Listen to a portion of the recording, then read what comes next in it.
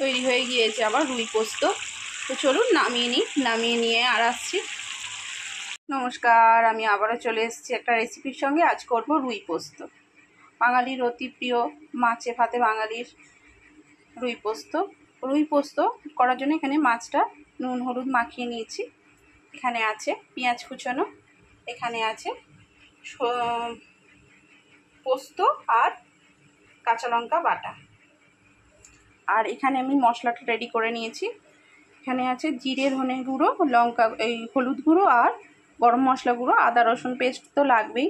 এখানে আমি গুঁড়ো লঙ্কার ব্যবহার করব না, কারণ একটু সাদা সাদা হবে দেখতে, তাহলে ভালো লাগবে। তো চলুন মাছগুলো ভেজে নিই। এখানে আমি তেলটা বসিয়ে দিয়েছি গরম হতে। এবার একে একে মাছগুলো আমি ছেড়ে দেব।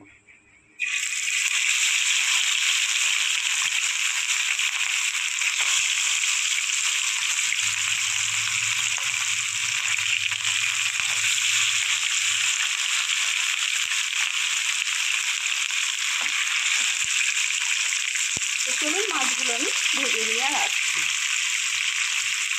মাছগুলো আমি ভেজে নিয়েছি, এবার তুলে নিই। চলুন মাছ ভাজা তেলের মধ্যেই আমি কালো জিরে ফোড়ন দিয়ে দিলাম।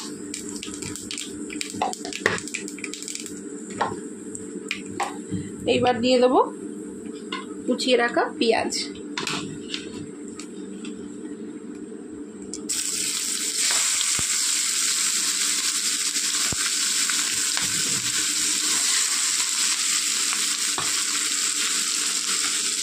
দিয়ে দেবো পরিমাণ মতো নুন। এবার এটা একটু ভাজা ভাজা করে নেব। এর মধ্যে আমি কোনো কাশ্মীরি লঙ্কা গুঁড়ো বা এমনি লঙ্কা গুঁড়ো ব্যবহার করব না, শুধু কাঁচা লঙ্কা দিয়ে করব। তো চলুন পেঁয়াজটা একটু ভাজা ভাজা করে নিয়ে আসছি। পেঁয়াজের রঙটা চেঞ্জ হয়ে গিয়েছে। এবার দিয়ে দিলাম আদা রসুন বাটা। আদা রসুন বাটাটা দিয়ে একটু নেড়ে চেড়ে নেব, যাতে কাঁচা গন্ধটা চলে যায় আদা রসুনের।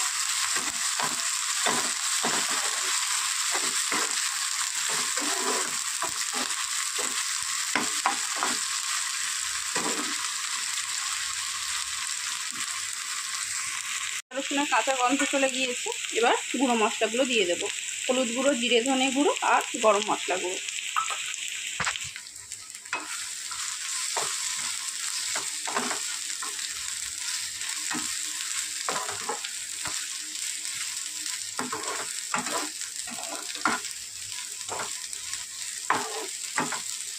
চলুন আর একটু কষিয়ে নিয়ে আসছি।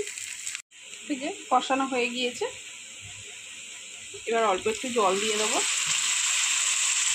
সাথে দিয়ে দেবো কাঁচা লঙ্কা আর পোস্ত বাটাটা।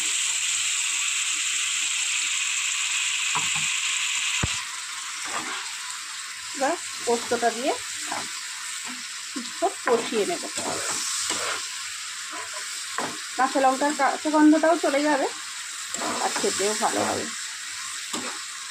তো চলুন এটা দিয়ে এটা আবার কষিয়ে নিই ভালো করে, তেল ছেড়ে যাওয়া অবধি। ভালো করে কষিয়ে নিয়েছি আমি। এবার দিয়ে দেবো এই বাটি ধোয়া জলটা। আরও একটু জল লাগবে, সেটাও দিয়ে দেবো।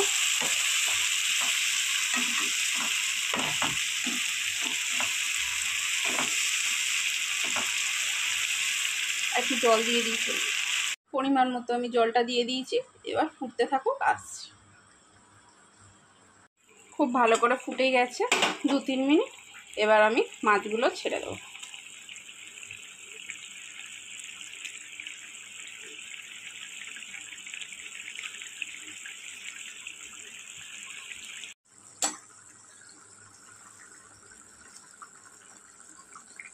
এবার 2-3 মিনিট রান্না করে নেব।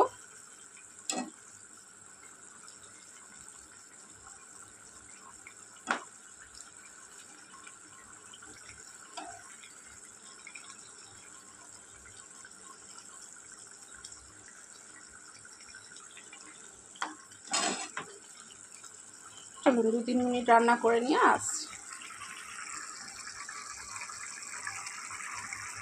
তৈরি হয়ে গিয়েছে আবার রুই পোস্ত। তো চলুন নামিয়ে নিই, নামিয়ে নিয়ে আর আসছি। তৈরি হয়ে গিয়েছে আবার রুই পোস্ত। তো রেসিপিটা যদি ভালো লেগে থাকে অবশ্যই লাইক, শেয়ার অ্যান্ড সাবস্ক্রাইব করবেন। আর রেসিপি সম্পর্কে কিছু জানার থাকে অবশ্যই আমায় কমেন্ট করবেন, আমি তার রিপ্লাই দেবো। তো চলুন আজকের মতো টাটা, দেখা হবে অন্য কোনো দিন অন্য কোনো রেসিপির সঙ্গে।